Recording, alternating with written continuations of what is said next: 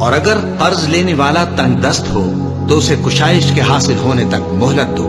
اور اگر زر قرض بخش دو تو وہ تمہارے لیے زیادہ اچھا ہے، بشرطے کہ سمجھو۔ اور اس دن سے ڈرو جبکہ تم اللہ کے حضور میں لوٹ کر جاؤ گے، اور ہر شخص اپنے اعمال کا پورا پورا بدلہ پائے گا، اور کسی کو کچھ نقصان نہ ہوگا۔ مومنو، جب تم آپس میں کسی میعاد معین کے لیے قرض کا معاملہ کرنے لگو تو اس کو لکھ لیا کرو، اور لکھنے والا تم میں کسی کا نقصان نہ کرے بلکہ انصاف سے لکھے۔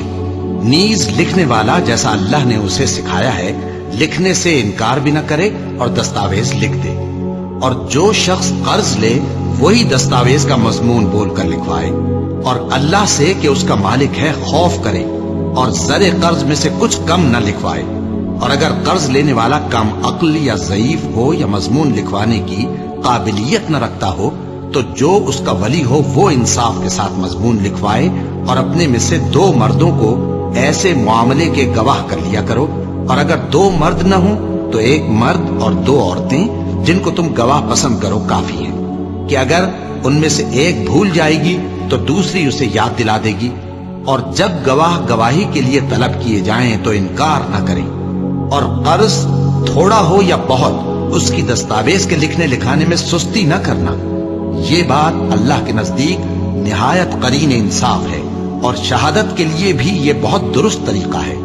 اس سے تم کو کسی طرح کا شک و شبہ بھی نہیں پڑے گا۔ ہاں، اگر سودا دست بدست ہو جو تم آپس میں لیتے دیتے ہو تو اگر ایسے معاملے کے دستاویز نہ لکھو تو تم پر کچھ گناہ نہیں۔ اور جب خرید و فروخت کیا کرو، مثلا زمین جائیداد کی، تو بھی گواہ کر لیا کرو،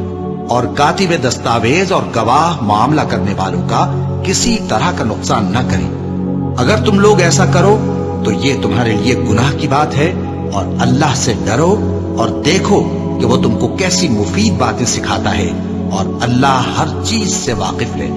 اور اگر تم سفر پر ہو اور دستاویز لکھنے والا نہ مل سکے تو کوئی چیز رہن با قبضہ رکھ کر قرض لے لو، اور اگر تم میں سے کوئی دوسرے کو امین سمجھے یعنی رہن کے بغیر قرض دے دے تو امانت دار کو چاہیے کہ صاحب امانت کی امانت ادا کر دے،